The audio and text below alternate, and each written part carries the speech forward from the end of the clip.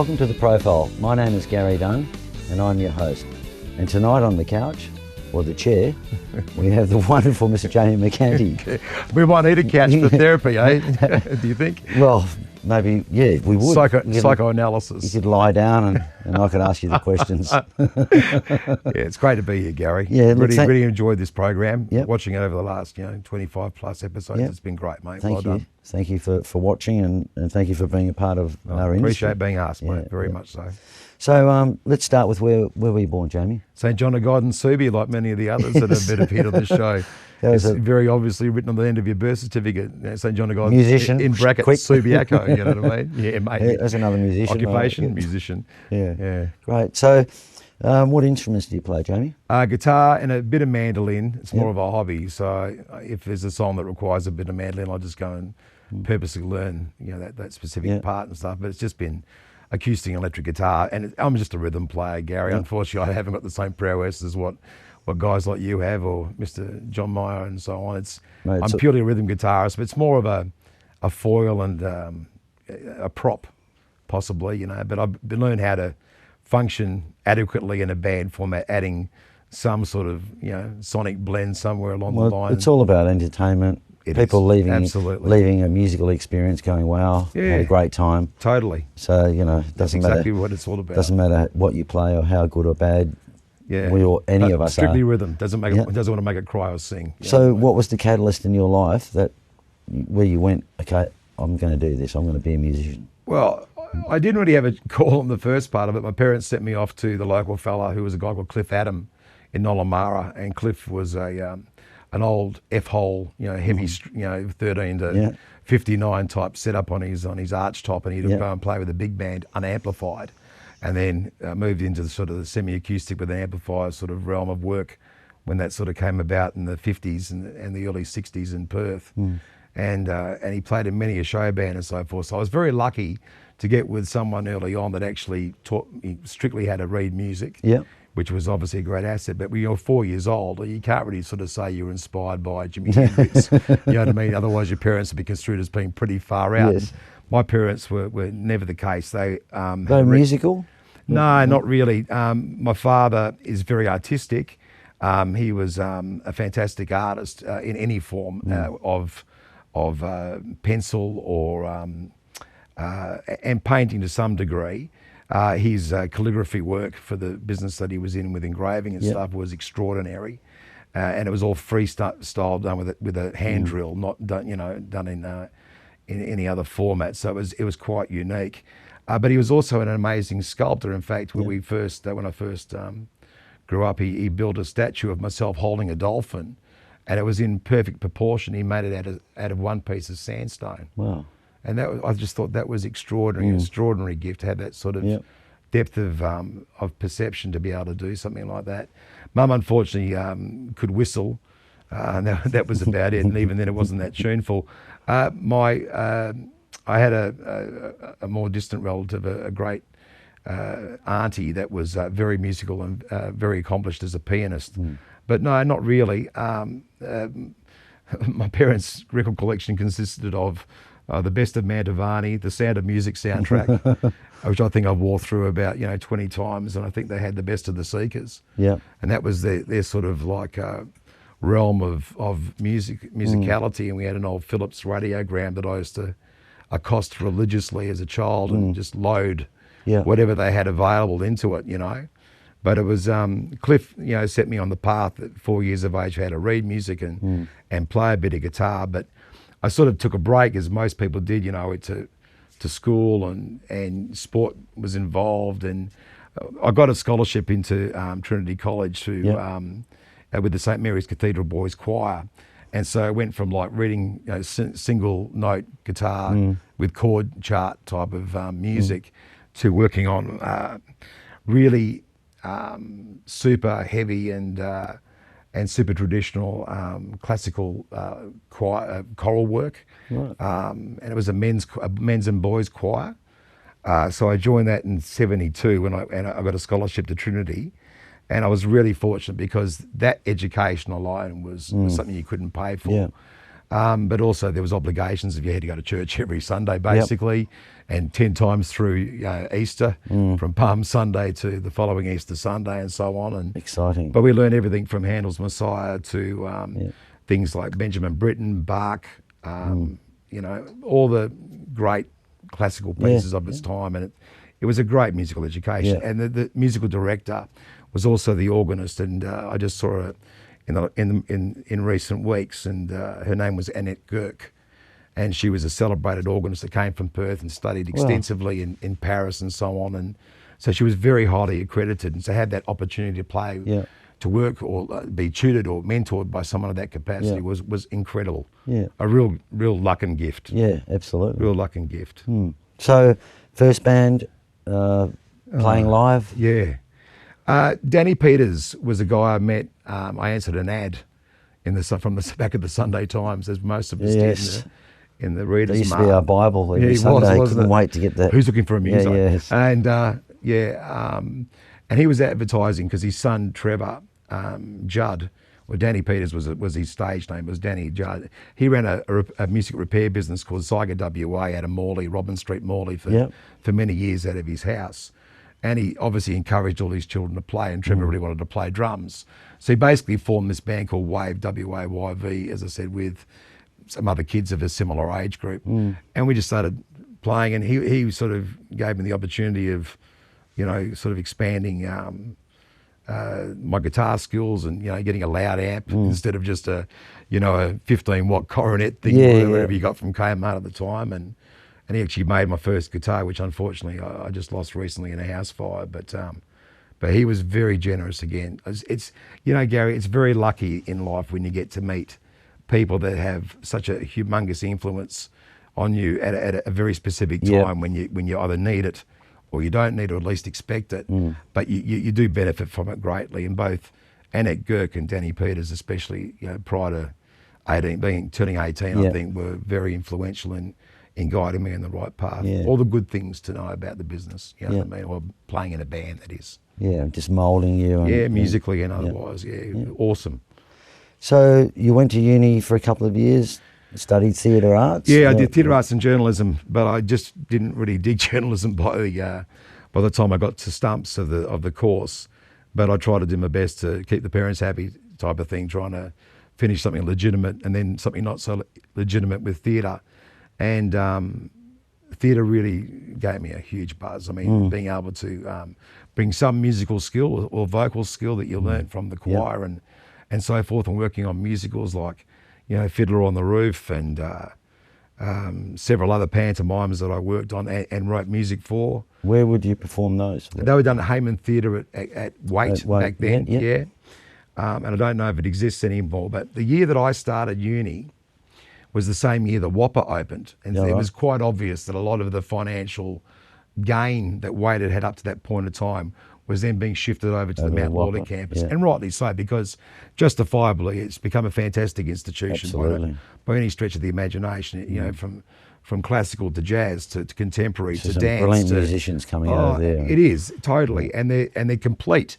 You know, they've been so well grounded by some of the great people that we've had the benefit of working with, and Vinnie Correa, exactly right, for the contemporary course and so on. And I do feel that, albeit I was there again at the right time, I had some fantastic mentors there that led me in the right path, and they've gone on to bigger, better and things. And guys I worked with, you know, that, you know, were sort of, they sort of had amazing careers in acting or musical theatre or even in bands, you know what I mean? So it was a great breeding ground for creativity and talent, there's no doubt about it. And again, lucky period of people to work with and be a part of and to work together on shows. And most of those guys, fortunately, are still friends now, which is awesome. Great. Yeah, fantastic. Really good.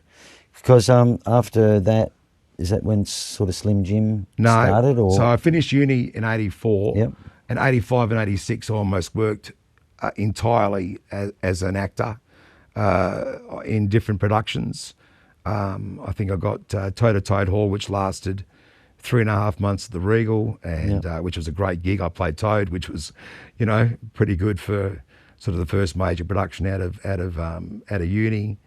Then I did several cabarets and several other musicals and that type of stuff that were South Pacific at His Majesty's, which was a great experience. And so I just did that flat out for about 2 years. And I really saw the end of all the great funding that was getting pumped into the arts. It almost dried up in WA. I could sort of see that the future for theatre in particular was going to become really shaky. And I got a phone call from Eddie Robertson, David Zampatti and Dave Warner, and the three of them had created this production company called Laguna Productions. I remember that. And they were putting dinner theatre shows into the Burragoon Hotel, which doesn't exist anymore. Yeah. And so they asked me to come and do a thing called Flappers, Broadway, Babylon or Bust. and the band, I think, was guys like John Crooks, Anthony Bridge, Cliff Toll from Mark IV was part of that as well. Anthony, the drummer. He's great. Yeah, awesome, fantastic. Awesome guy to work with too. And so was Cliff Toll, should I say, from Mark IV. And he had some great stories about the formative years of the mid 70s and early 70s for rock and roll. Just a sidestep bit there. I talked to Eddie Robertson probably 6 months ago. Oh yeah, he's living in Mount Barker. Mount Barker, yeah. He's always a nice guy. Very nice guy. He's an interesting chap. There's no two ways about it. Yeah. Well, all those guys back then were, they were sort of there was a bit of a mystique about them all, be it the Jimmy Lees of the world and Brian, I've got a black belt, Davidson, and guys like this, and Des with his judo and that type of stuff. So it was always pretty interesting that the background. They were all supposed to be big muscle boys. They were all trying to get the best bands and they were. But I did feel that I was a bit lucky meeting that trio of guys to start with. They're obviously all fairly powerful. I mean, Zampatti was great creatively.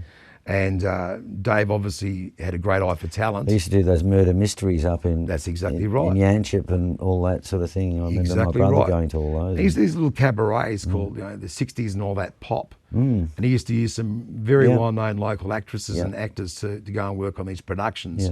And they had a great series of songs in them from that era, but they'd also be put together with a bit of a script and a bit of a storyline, which now Dave's become famous for with his writing. Right. Those three guys in particular, I feel, gave me the opportunities.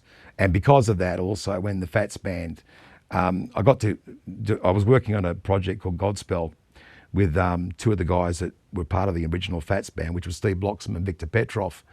And they were both the MDs and I was the vocal director. But at the end of it, we decided that we could keep sort of a portion of the orchestra from Godspell together and start what was going to be the nucleus of the Phatts band back then. So this is... 1986. Yeah, early part of 86, exactly right. So we rehearsed our bums off and certain guys came and went. And God, that's 31 years ago. I know. Still going. Yeah, 31. And then we ended up with an 8-piece band because I've always had this appreciation for more produced bands, a bit like what you were doing, I think, with The Night After. Yeah.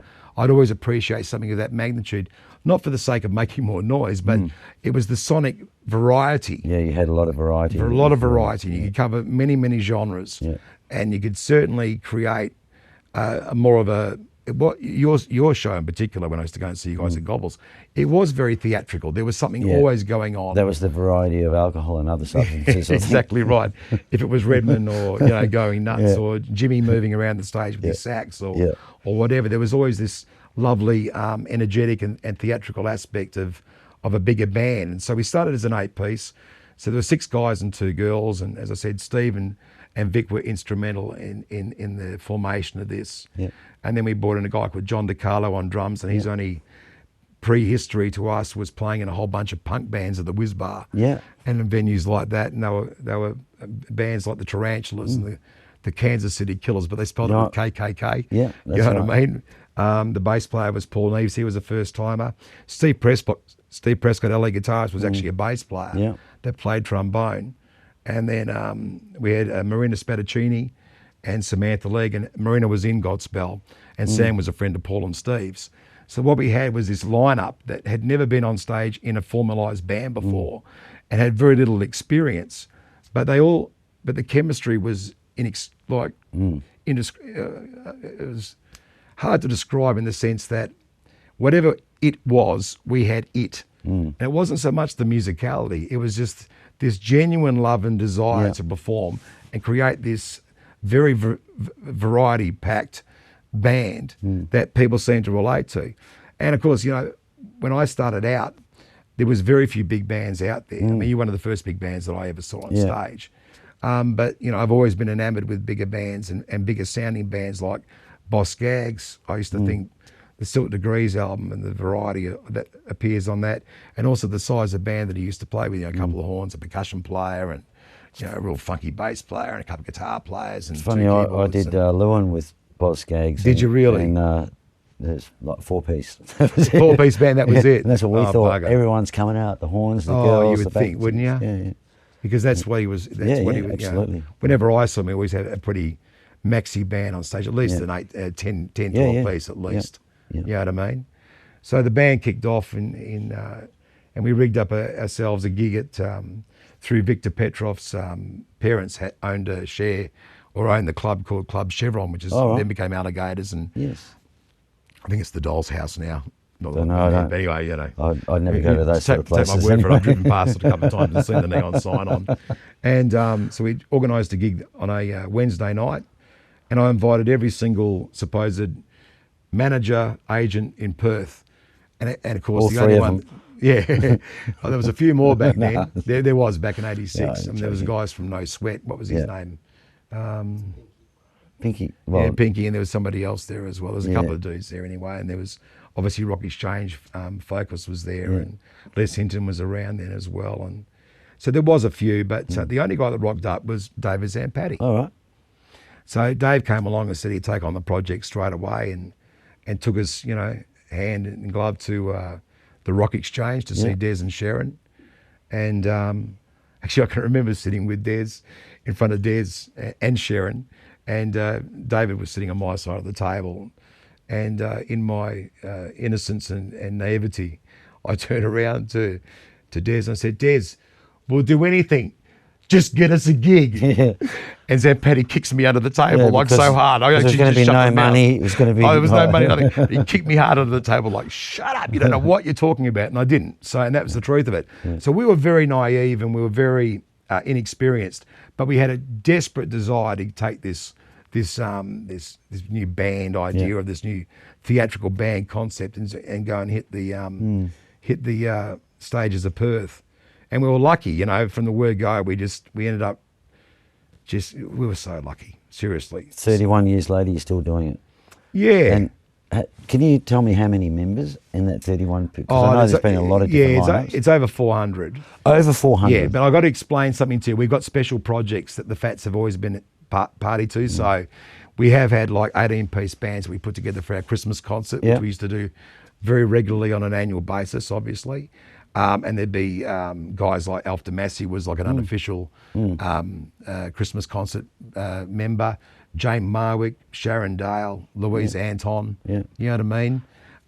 There'd be several horn players of the highest order that we'd Sharon include. Dale singing? Yeah, Sharon Dale singing. That's right. That's right. Yeah. Even Jane Marwick, who's never been with a band before, got up and did a couple of songs. She did a really funky version of Rudolph the Red-Nosed Reindeer, and she's just a delight, you know. So we were able to have these extra people come on for different projects, you know, but realistically, it's always been a large band for the first decade. From 86 to 96, we were an 8-piece band, and then I took 3 months off, and I think our old bass player Gary Lowe rang me up and said, "Mate, ever thought about getting back on the road?" I said, "Yeah, but let's not do anything like Phatts again." And we took out this thing called Fat Fiction, was a bit of a look at Tarantino's movies and the style of music that he was playing. Pulp Fiction. Yeah, Pulp Fiction. And but unfortunately, unless it had Slim Jim and Fat Fiction on it, no one would let us book it. And it was a bit disappointing sort of mentality, really. So there was all this wonderful 10-year period we were doing an average of, I think the most we ever did in a year, and we always had 11 months of the year we'd work out. We'd have two-week periods where we'd have holidays like a normal business. And we did 247 shows in our first year, and 225 average every year after that for the next 9 years. And that was travelling on an average of 5 shows a week, but every Friday night we were in either Geraldton, Kalgoorlie or Albany or anywhere in between that sort of you know, rectangle So that was interesting. It was a pretty hard life, but we sort of enjoyed the challenge. And I think the reason why the turnover of people was so high on that sort of premise, that if you want an experience to be in a full-on band, this is what it was. Yeah. You know what I mean? We were just always running around the countryside and always working. And I think girls in particular were the ones who used to cop it the worst, because their voices would literally break down, and physically they would suffer. It just, the life on the road just didn't really agree with them, or the intensity of it. Yeah. But a lot of core guys thankfully stayed in the band and kept the sort of through line going for the majority of that 30 years anyway. So went from 8-piece bands down to a 5-piece band, back to a 6-piece band, to a 7-piece band, and now it's back to a 7-piece band as a permanent structure with a female. But there was a long period of time we didn't have females in the band at all. Yeah, I remember joining you in, was it Beauty and the Beast? Beauties and the Beast. Beauties and the Beast, so yeah. It was 3 girls. Yeah, 3 or 4 girls, and we were the Beasts. That was a big band. Yeah, it was, in a way, yeah. But that's the same thing, Gary. It was the variety factor more than anything. Yeah. And at that time, if you remember, women's music had sort of like exponentially exploded. Alanis Morissette and all that sort of and stuff. some, you know what I mean? There was that many, Melissa Etheridge and a lot of those. No Doubt it was the embryonic period of No Doubt and stuff. And as you know, most of these female artists and some of the stuff from the Divinals was still really relevant. Right. You know, and I think that's and I've always had a great affinity with women's voices. Yeah. Within rock bands and outside of that musically, I just seem to be absolutely drawn to fantastic women's voices. Like, it's probably pretty embarrassing to say, but and it's probably got something to do with my theatre background, but I do think Barbra Streisand is arguably the most perfect singer, female-wise, in the world. I think I've heard very few like it that sends shivers down my spine. I think, Celine Dion's amazing and so on. Adele's amazing, truly amazing. Jessie J's amazing. Amy Winehouse is amazing. These are extraordinary voices, and they seem to, when they sing it, and I hear their voices, it really permeates through my soul, which is... Amy Winehouse, definitely. Oh, definitely. For me, got something that's different. Even Aretha at her best is just sends shivers down your spine. It's just nothing like it. Yeah. What was the biggest gig you ever did? Well, we did a job supporting rock melons on a barge that was afloat in Hillary's boat harbour. All right. And this is before the roller coaster or the aqua slides were there, or the Wet n Wild or whatever it was called, the Great Escape. Or Portofino's was built, and there was just a sand dune there. So we rocked up to this gig, and we were driving down Hepburn Avenue from Marmion. Again, the residences were very light on. Yeah. And the entire strip was a car park until you got to Hillary's. We thought, geez, this gig's going to get pretty big. So we had to get there many hours before to do line checks and sound checks and stuff. We got stuck upstairs in the nightclub as a bit of a lay area. And when we walked out into the barge, there was 25,000 people in front of us. Wow. So that was a genuinely good experience. It was a 6 p.m.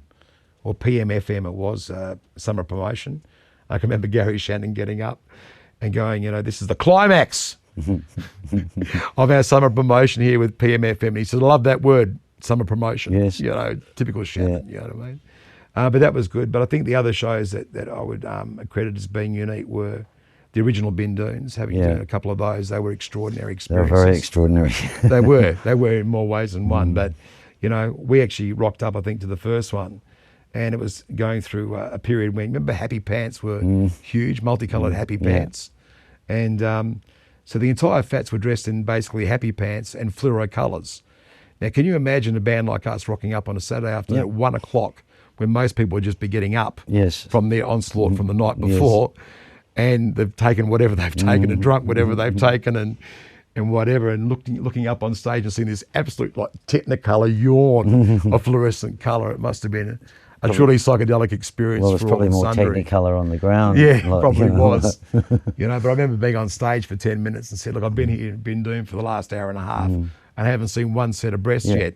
And all of a sudden I looked out and there was a sea of, 15,000 multiplied by 2 breasts in front of me.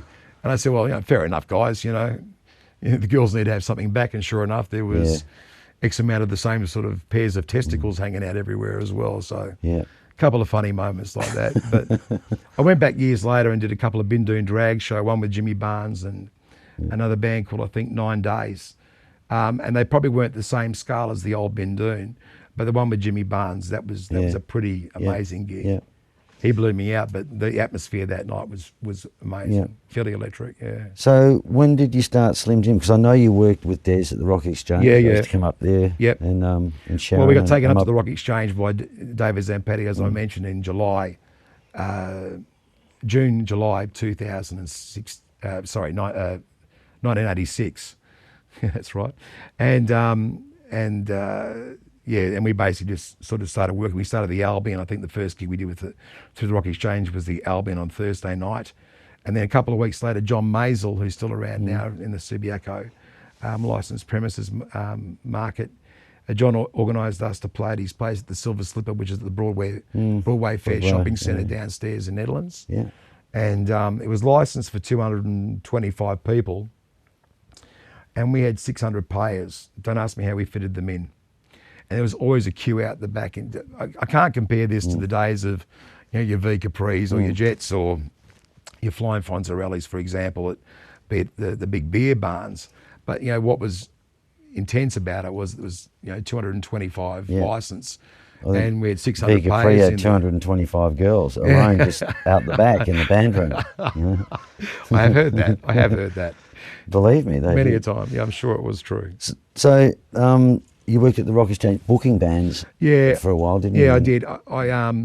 I left Rock Exchange after 5 years because I didn't feel that comfortable that our representation at the time was focused enough on us for the amount of work that we were producing. Not that, as I said, it wasn't about the numbers, it was the frequency of work and our willingness to work. And I felt that when Ice Tiger came on the scene, that Des had a great drive towards making them sort of like, world beaters. And good luck to them because they were a fantastic band. But we just felt that there was room in the bed for two large acts at Rock Exchange. And we felt that we probably needed more specific representation. In fact, I've had a career, and it's not just Phatts for the Phatts, but other things that I've been involved in. I've always felt that the representation here for acts has been very mediocre. Like they haven't got legitimate skills in being able to legitimately handle your money, offer you advice how to invest in your future. I mean, we were pretty young bucks in our day, Gary, when we started in this game, you and me, and we were in a situation where that advice could have been invaluable in developing a future for each one of the people involved. And what's disappointing is you'd go in and you see your agent and he would know your name, he wouldn't know anybody else's name. I just felt that really insulting because, albeit it was Slim Jim and the Phatts band, do you understand, Gary? I've got no hesitation of saying this to you. It's got nothing to do with me being Slim Jim. It really has always been the team. The team itself producing that variety on stage that we talked about, and I'm sure you'd have to agree with that the night after. There was that many components, that many stars, that to be able to have field a team of players like that, in a game is just it's an extraordinary circumstance. And I just felt a bit sad for them that they probably weren't treated the same way, or the focus was brought towards me being the lead singer, maybe the mouthpiece. But may I say to you, musically, the intelligence of the band was in the core of the band, not with me. I didn't have those sort of skills available. So what year did that start, Slim Jim Entertainment? Entertainment. Slim Jim Enterprises. Well, we ran out of agents and managers by 91, 92. And so I had to have a trading name to obviously run the band. And the band came to me collectively and said, look, where do we go to? And I said, well, we're going from one house to another house to another house, but really what they're serving in the kitchen is all the same. So I said, like politics in Australia. So I said, why don't we, and then I think it was Pete Sue Miller was at the table, the entire Phatts were at the table at my parents' house. And we sort of said, they said to me, why don't you look after the band? And I didn't want a bar of it. And I'll tell you why. The first thing advice my father ever gave me was that you'll always be in good stead with people if you don't handle their money. Okay, you won't have any arguments with people. So I thought that was always stick in the back of my mind. And of course, if you have to take over the running of the business, you're handling the money, and all of a sudden the phone calls of friendship stop, but the phone calls of where's my money, where's this, where's it, why haven't they paid, etc. So that was the first thing that sort of came to mind, which I was a bit hesitant about taking on responsibility wise. But the other thing that concerned me greatly was that I was still enjoying the craft, and at the end of the day, after 31 years, it's not about the money. It's never been about the money. And it's not enough David of it Sampatti's anyway. still kicking me under the table now. Well, there's never been enough of it anyway, even if you wanted it. That's right. So it's never been about the money. It's always been about the craft. Coming from a theatre background, there's no better forum, there's no better platform for someone like me that's had singing, some movement skills and other affiliated skills and presentation skills and could play a bit of guitar. There's no better format for someone like me than a band. You're running into a live audience almost every night you go to work of some size or capacity. But more importantly, it's a combination of stand-up comedy, like health and safety officer, you know, for the audience and for the band sometimes. And it's the whole range of things. And I think that's why I've always enjoyed the craft, and that's why I still do it now. I do feel that it's a unrecognised craft. I think it's, I won't say it's a dying craft, because it's, you know, whatever today's music and the like Ian Kenny from Birds of Tokyo, seeing him in Carnival and Birds of Tokyo, I mean, he handles both bands as almost a different front man, albeit it's the same body and same face and same hairdo. And I think, you know, I just think it's a wonderful craft. I really do. And I think it's, you know, people should give it more recognition for those that are able to participate in a commercial band or any form original band, and understand it is a unique craft, and it's something worth encouraging and hopefully furthering for the future. Yeah, absolutely. So you've been involved with Telethon for a long time. Yeah. How many years now? Well, it's nearly 30. Almost, yeah. And the Phatts band did play originally in October 1986 when we first got underway. The thing about Telethon, going back to the acting side of things, I finished uni, and as I said, I mentioned Toe to Toad Hall, and one of the first performances we had at Toe to Toad Hall, we gave over to charity, being Telethon. So all the guys dressed up in their full character costumes went up to the cancer ward at Princess Margaret, and I think I was just 21, maybe 21, I think, and it was the most extraordinarily frightening experience I've ever seen in my life. There was all these children, 13 and under, 12, 13 and under. All of them were bald. They're all attached to some form of drip, be it on a walking frame, or they were holding them above their arm to keep the drip maintained. Not one of them had hair, eyebrows. You couldn't even tell what sex they were. And they were also, some kids were so sick, they couldn't even lift their head off a pillow.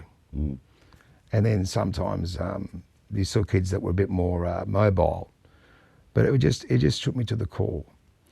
And I always thought to myself, well, if there's anything you can ever do in the position that you're in, you've got to give it a go. And I think that's everybody should be look at that situation. I think Telethon is run extremely well as a charity. It's very safe. The way the board consider what gets done with the money on an annual basis is very, very clever. I'm completely enamoured with the support that Kerry Stokes has put towards it, and I do feel that it's because of our isolation, because of our kids, our grandkids, you know, and I had the experience. Isn't it funny? I mean, 25 years later, and then my daughter, I think about 3 weeks prior to one of the telethons, was diagnosed with a condition called dermatomyositis, which is a very rare condition. And we're in full prep mode for telethon. And here I am walking my daughter into Princess Margaret, and she spent a 2-year program, and they're almost trying to basically save her from this condition. Unfortunately, she's in remission and she's 100% fine, which is great. But it's not about Princess Margaret and Telethon, the connection anymore, pretty much. I mean, Telethon's now a different institute of research, thankfully, which creates great medical collateral to bring things that we need for children's conditions, for children that are suffering in Perth with terrible conditions that can be sort of like rectified on on a global scale by being able to refer, look, we'll give you some portion of our asthma research if you give us some about your circulatory research, you know what I mean? And seeing that sort of manifest itself, I think, is essential. Yeah. I do think that Western Australia is unique, and I have seen it with my own eyes as a assistant producer, and I have seen it as a presenter, and I have seen it personally, that all good things come out of Telethon. It's a very good, very good thing for WA. Yeah. And it's a very good thing to see how WA can be so unique to the rest of the world and actually go against the grain about not giving a stuff about anything or being very blasé about stuff, and actually giving something with that sort of value great consideration. What are the dates for Telethon this year? I think it's the 20th and 21st of October. Of October? Yeah. We have this guitar here. Oh, yes. And we get every guest to sign it. Yeah. And I've been banging on for a little while that we could possibly get onto the, I think you call it the rock shift. Yep. And, absolutely. We'll do our best, as always. And see if we can... I'm not going to... we see if we can get 5, 10, 15, 20 grand for it. Well, whatever it's going to be. Fantastic names on there. It'll never be enough for some of the names that are on here, but, you know, but it's great to be a part of it, that's for sure. Yeah, it'd be great if you could organise talking to someone. If we could, of course, I will. If we could come down there and absolutely 100%. Get on the TV show and get on the panel and present that, and see if we can do an auction, a live auction, and get some. Well, I never good money. thought I'd be signing my name against some of the people that are involved in this. That's that is extraordinary. You came along to the concert for Pecco. And, can I just say, Gary, that you and Sumo, what happened there was just something, again, a bit like Telethon. It's just extraordinary. I don't think I would have ever expected to be invited, from my history being marginally different to you guys in so many ways. But Pecco's been, from the outset, Pecco always treated me as a peer. Mind you, Alan Simpson did as well, because there's only 2 bands I've ever played in. One was the Phatts in any configuration, the Phatts for 31 years. And then Sumo got me to join Mag 7 for a period of time. You were very lucky enough to play in a very early lineup of Mag 7, weren't you? And it was the best fun ever. It must have been the biggest massive break in your career, Jamie. No, I won't say it was the biggest massive break in my career, but I'll tell you what it did do, it shaped me up as a musician, because I got received in a pack. Oh, look, let's just finish the Pecco thing first. Sorry, right? I want to say that. You were unbelievable. The way you ran that show MD-wise was second to none. And I've done enough work over the years and worked in live theatre to know how difficult it is, that what had to transpire on stage over a long period of time. So, bully to you, Frank Genovese. I only just did what Alan Simpson told me to do. Don't you just wear this like a badge of honour, mate, because that was extraordinary. The second thing was Frank Genovese's effort under the circumstances that he was a party to. And the third one was Sumo. The third was Sumo putting that together and making the phone calls that he did, and then putting together in the format that made it work. It was one of the most extraordinary experiences that I've ever been a part of. Yeah, it was. And I honestly say to you, because it's probably the most recent, it probably eclipses almost anything that I've done, to be considered, and then to participate and be on stage with you, Lance, Pete Borg, Gardy or Wooly, Aaron Woolley. All fantastic musicians. Steve Essex. I mean, it was just, it was the best. Well, okay, on this show live right now, we're going to do a similar thing, Pub Legends. We've done 3 of them in the last 18 months. And November the 4th, it's a Saturday. If you're free, we'd love you to join us. Mate, I'll be there, trust me. Trust me, if I'm free, I'll check the calendar after this. I'll get my producer, Alan Simpson, to call your people. My people will call your people. Really? Okay. And we'll organise. So I get a phone call halfway out down the driveway now. And the other person I wanted to... I reckon you're good to sell at least 200 tickets, mate, with you on the bill. You know, I was going, oh, you sure? And I'll do my best. I'll do my best. You know, it might be good for 20. But the other person I've got to thank, apart from Pecco, because when I started in this industry, I mean, Pecco had already had 18 year on me as a muso, and he completely accepted me as a peer. And that was very heartening. But Sumo ringing me up and asking me to be a part of Mag 7, I mean, you know, this is me like a year before watching V Capri, you know, and, you know, watching Flash Harry, watching, all the Jets, and then working with Gardy, Mel Lewis, Lance, Sumo, and Sumo singing "Everybody's Making It Big But Me" by Dr. Hook. You know what I mean? Yeah, it was just incredible. But and Mick O'Brien, obviously, Peter Harper included. Yes. But there was this moment where Sumo drops off two 90-minute cassettes, and there was 20 songs on each cassette. Yeah. And he said the first rehearsal's week A on a Tuesday night. Nothing's changed. 20 songs. Second tape for the following week, 20 songs. Yeah. I think we ran through each song twice in the rehearsal room. And it was a simple case of Mick O'Brien going, "Oh, Jamie, you do the seventh. Pete will do the fifth. Someone will do the third. Someone will sing the octave." And it was 1, 2, 3, 4. Let's do it. So it was like, it was so professionally put together, and the players were so shit hot that to be a part of that again was like, it was a quantum leap compared to us being in the Phatts band, doing whatever we amongst our own resources, doing what we did, in our own time. Well, Al and I have always worked as a really great team as long as I do what he says. So, well, I'll tell you one thing I've learned about Simo: when he counts 4, just be ready. You know what I mean? And the only other thing I can remember about, and the only other thing I can remember about Mag 7 was that he'd be in hysterics, so I'd make some sort of comment about cowpoke. Yes. What the hell's a cowpoke? Doesn't sound too comfortable to me. And he'd be sitting there in stitches falling over the drum kit. And the other line we got was that if the drink rider's not out the back, we're not going on because we're mercenaries. The Mag 7 were mercenaries. But they were great times and one of the funniest bands and the greatest experiences I've ever had, apart from the Phatts. Melvin T. Lewis was all... he was just gold, Stera, mate. They're classic. They're all classic guys, mate. Good guys. Okay, so... you're also involved with the AFL and 6PR. I hear you on 6PR. Yeah, I do. I contribute to 6PR and I have done a couple of spots on 94.5 with a lovely lady called Janelle Koenig lately. Yeah. Only because her other partner's away touring.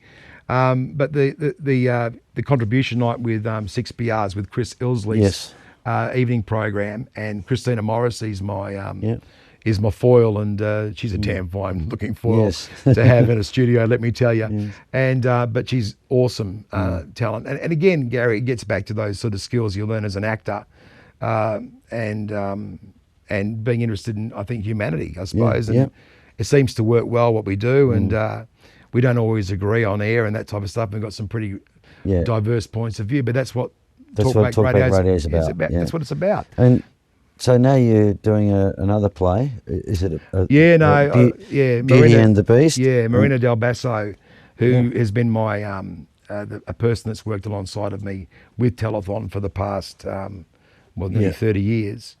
Marina did a production last year of Grease, and she asked the Phatts to come in and work as the pit band, which the Phatts band's not exactly a pit band. So reading the fly sheet on the manuscript. So I got Marty Pavan in to MD the show, to Marty crack us into he's just the best fantastic in the game.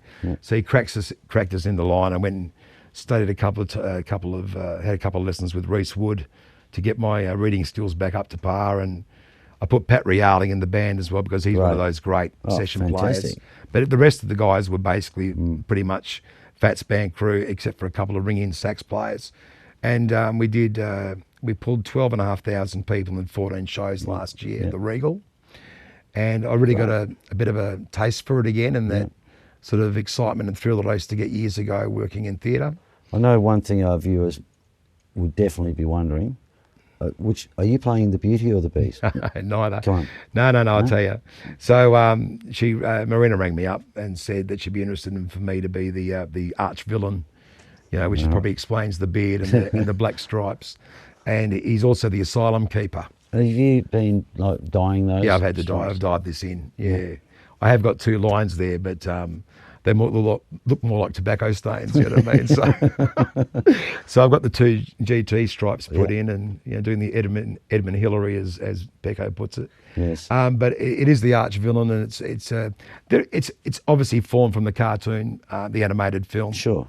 And there's been a film recently on it. The character that I play doesn't feature almost at all in the movie, but he does have a scene that's quite crucial.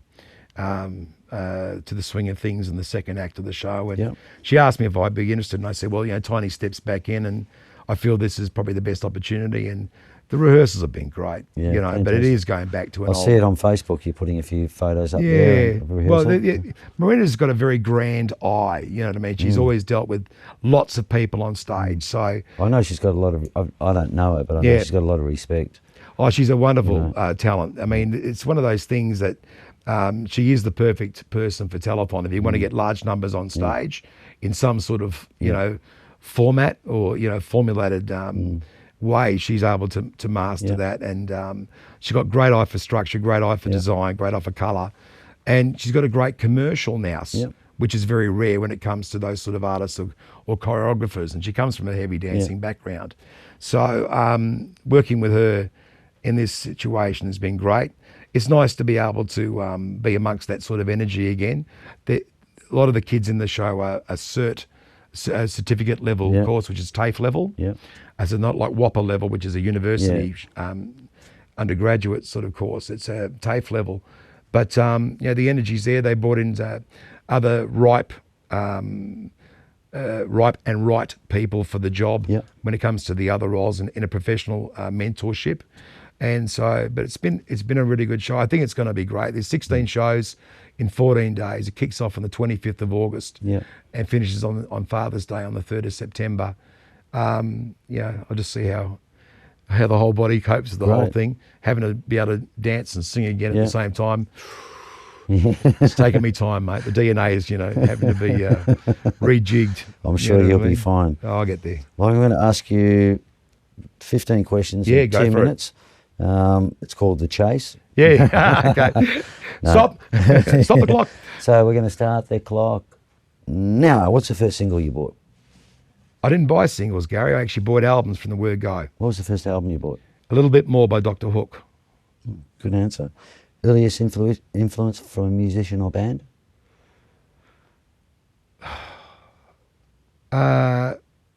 Embarrassingly, the Partridge Family, I suppose. Monkeys, Partridge Family, because they're on TV, easy to access. Favourite TV show? Oh, Banana Splits. Who couldn't that theme tune? Na, na, na, na, na, na. And they're all playing in a band together. That was it. I had one of my grandchildren at home today. I was doing some work at home, and Banana in pyjamas. Oh, just great. Kept coming on, and so it just reminded me of Bananas and Malaga. Yeah. Dr. Marcus Welby and Mr. Phil Strake. And I've got a little song I made up, but I'm not going to sing it right now. Other jobs throughout your life, apart from being a musician and an actor? I was a school teacher. Yep. Actor. School teacher for a year at Melville Senior High School, doing drama, media and English in my last year of uni. So it gave me some sort of extra income. But I've been literally a performer / I won't use the word musician. I've been a performer or variety artist or entertainer for basically my entire life. Best Perth band you saw live? Flying Fonzarellis. Stop the clock. Flying Fonzarellis? Yeah, but there's a couple more that I used to go and see. Yeah. I saw the Frames a fair bit. Yep. Itchy Feet blew my mind. Yep. You know what I mean? And the other band. Singer in Itchy Feet. Peter, harp player. Oh, fantastic. It was great. But hearing we ended as lovers, because we ended as lovers. Lovers, yeah. You know, live. Yeah. With Danny Sussinger playing it and some. Unbelievable. And the other band that blew me out continually was Spiny Norman. All right. Yeah. I really love their take on Tony Woodward. And, I played with him in Rob Watson in a band. They were from YL. I just like about everyone else. I used to come and see The Kind at the Hurdy. Yeah, that's right. Yeah. I think you were playing in there for a period of time as well with Denise and Boyd. Yeah, after Mark Lizotte and Mark Lizotte left. That's right. Yeah. Favourite TV show growing up? We've Banana Splits. Banana Splits. But they're all good back then, Gary. I mean, Bewitched, I Dream of Jeannie, F Troop, my favourite Martian. Yeah. I mean, they're all there's a myriad of it was them, like it was the greatest era of television ever. So Addams Family, Munsters. Yes. So if you were stranded on a deserted island, I always have to ask this question. You know, which album would you take with you? Which album would you want to listen to? One of my favourite albums ever, because it gets back to a bit of that sort of variety aspect, like no song seems to be the same as the other, is the White Album by the Beatles. I reckon that's a pretty bizarre trip through so many different musical styles. And it's completely interesting. The weird thing about it, out of all the albums they produced, I think there's a lot of songs that on that album that are incomplete, but who am I to judge? They're the Beatles. But it's just unique how many different styles of material they were creating in that album. Yeah. I think it's a pretty amazing, I saw something on Facebook recently, I can't remember the name of it, where it goes back into the clip. Sgt. Pepper's clip, you mean? No, it's just a conglomerate. Apparently it was the last song they recorded. I can't remember what it was called, but same, it was just things from everywhere, and there was 3 different songs that they put together. But don't you feel, though, that the White Album had to happen before Sgt. Pepper's? Yeah, absolutely. It was almost like they were testing all these sonic ideas out, and then Sgt. Pepper's was it, and every song was like exactly... Such a massive influence on everyone. Just incredible. What does the future hold for you, Jamie? I don't know. I think it's... I'm being quite... it's been curious of late to sort of see, where my value's at as a performer. So you always got to be expanding your skills or trying to apply your skills to what might be applicable. So I'm really enjoying participating a bit on radio. I'd like to extend that a bit further. Yeah. The music thing, I've still got unfinished business in so many ways. I feel that, I'd like to be better as a musician. That's why I don't like being called a musician. Yeah. I think I need to earn my stripes better. I really do. But you need time.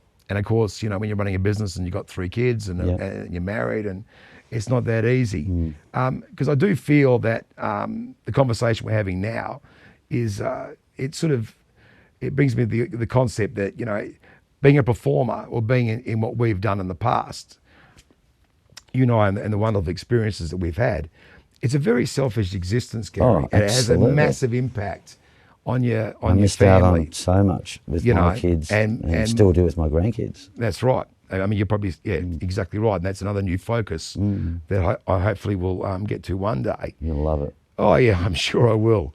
And I do feel, though, that, because I've been fortunate to have a great wife in Felicity, and she's been either supportively or unsupportively supporting me, in this selfishness for a long time.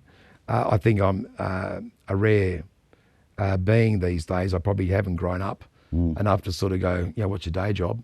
As we used to get asked all the time, you know what I mean? So what do you really do for a living, So I do feel that whatever the future holds, if I do expand my horizons, that it probably won't have a selfish effect on the family as it has had. I know if you did want to get a day job, I know Harvey Norman, someone could probably get you in there. You never know, Gary. You never know. You just never know. More normal existence. A normal existence, My wife's always been very fond of a friend of ours that's worked at Harvey Norman's for many years, let me tell you. And how is Felicity? Hey? Is she good? Felicity? Yeah, Flick's been pretty ill in the last couple of years. You've had some bad luck in that regard with your... Yeah, we've had a pretty tough house time. Burning down. Yeah, my parents have gone through some major issues lately, which has been... fairly debilitating for them at their age, and that's been a lot to cope with. So I've been sort of sharing responsibilities between their business and my business, which has been tough. And then Flick contracted bowel cancer, but I hope you don't mind me asking. You can ask me anything, Gary. I'm an open book, money. And what happened is that they found 2 large tumours on her ovaries. That was the initial prognosis. When they took the material out on one Tuesday, they realised that it wasn't ovarian cancer, which is probably a good thing. And they found another stage of it in a bowel where it was obviously the source of it. But it also had an effect on a lymph node as well, which means that she had to go through fairly excruciating chemo and eventually chemo and radiation. She's currently cancer-free, but it's not remission. So let's be clear about that, and she's very clear about that too. But she's been fighting it. It's a tough call. You know, you're injecting yourself with poison every day, willingly, to hopefully see the end of something that's going to be more permanent, which is just, it's just incredible. And so she had her ovaries removed one week, a large bowel removed the next week. The following week she was having chemo, and she's got another 5 years of oral chemo to go. There's an insurance policy against the cancer coming back. But you know, she went back to work a few months ago as an OT, which is her occupation, and I think that's a good distraction. Yes, you know absolutely. what I mean? And then unfortunately, a bigger distraction than the cancer came along in January 2016. Yeah. And our house burned down. They were away down south, thankfully, which is one less thing to worry about on the night. But the only advice I've got about what's happened to us, you know, apart from all the nonsense with the insurance company and getting the building's only started now, like almost you know, 20 months later, is that if you're ever in a house fire, just get out. Yeah. I made the mistake of going back in, and I can honestly say it's, I'm not over exaggerating. The third time I went back in to try and grab essentials like a mobile phone, my wallet, you know, because I was in a pair of shorts and a singlet at the time and nothing else. I had to borrow the guy's thongs next door because I just didn't have anything on my feet. And but I went back in and I hit this heat blanket of smoke that would have been about 50 plus degrees. I could feel my skin open up immediately, and the fright of it, I just sort of gasped a little bit of air like that, and it was enough to burn my throat for 3 weeks. And but I can honestly say to you, it was like descending into Hades. I actually felt that I was confronting an inferno that was almost evil. You can't win. Message is, if something like that happens in your house, just get out. Just don't. Nothing's worth it. Just get out. Yeah. But it was one of the worst. It was the worst frights I've had in my life. Yeah. My hair turned white. You've had some very testing times, and please give my love to Fleek from everyone. Oh well, I know you guys have all been very supportive of my circumstance, which is lovely of you. Okay. Do you collect anything? Yeah, I used to collect a lot of stuff, but a lot of it went up in the house fire. All the early history of the Phatts band in scrapbook form, all the old stories from Daily News, Express, Sunday Times, and all and sundry, all the stuff that we used to get printed up at Encore, from tickets to handbills to posters to whatever, and all my entire scrapbook history of all the theatre work that I've done's gone. Some of the core things that I used to, my first guitar that was given to me by Danny Peters is gone. I found the truss rod, that's what was left. The truss rod was all that was left of it, you know. So yeah, it's, and I thought I'd mourn it a lot more, but I don't, because really, Gary, at the end of the day, whatever's in here is more important than anything. Yeah, absolutely. And if it's not in here, then it wasn't worth remembering anyway. Yeah. You know what I mean? The only difference is that, I suppose, you know, when it comes to my grandchildren, you know, how big was the fish, Dad? It was that big. Well, I can't say that anymore. So how big was the Phatts band? Yeah. They were that big. I can't say that because I've got nothing to show them. Yeah. They're just going to have to believe me. Yeah. You know what I mean? And Granddad's going off about his fishing stories again. You know what I mean? Pretty much. So what would you put on your gravestone?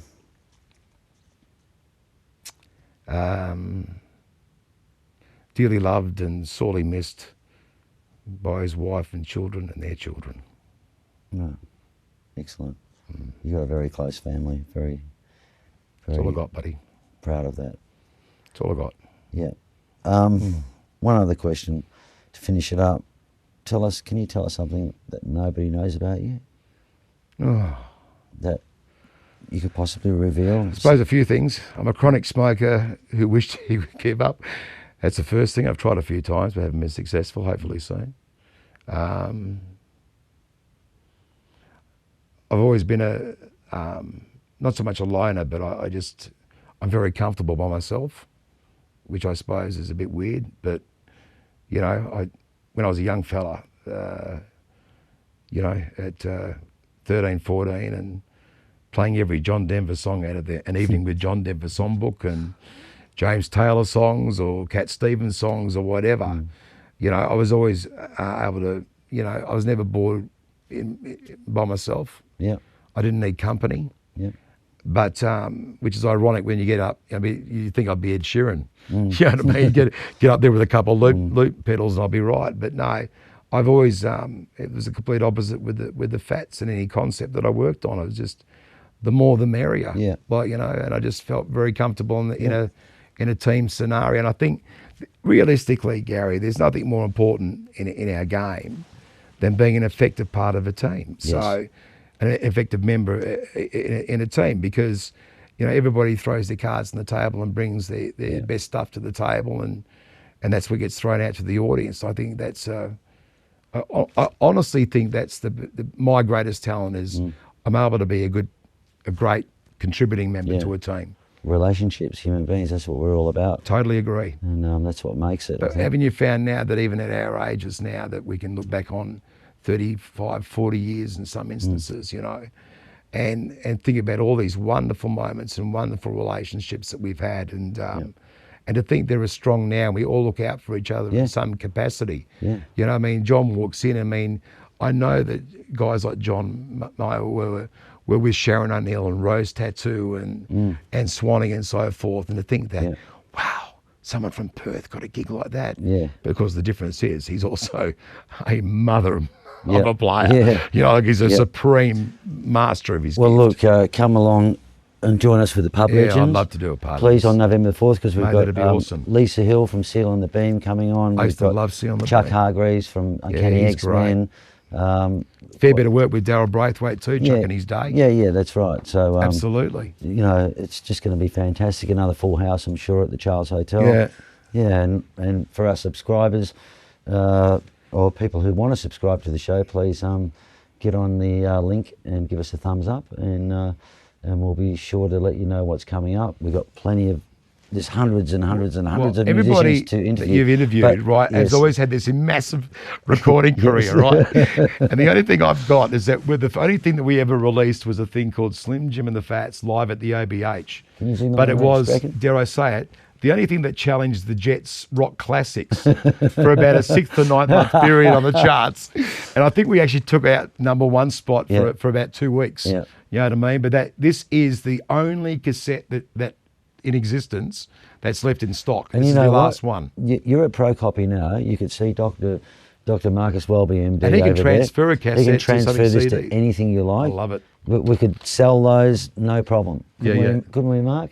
We could get back in the charts. Something poignant, something like that. Exactly, live at the Charles. You know what I mean? So again, yes. Are we going to a clip? Oh, we could. Yeah, we have got a clip from the. This is, I think, if I remember rightly from seeing it, this is the first performance of Slim Jim and the Phatts band on Telethon in 1986, October 1986. Wow. So this is the original lineup? It's the original lineup. Folks, get ready, because coming up, Slim Jim and the Phatts from Telethon 1986. Thank you for joining us again. Just a wonderful pleasure having you on the show, Gary. Mate. Thank you for having me. Thank Appreciate you. it. Thank you very much. Take care. Thank you.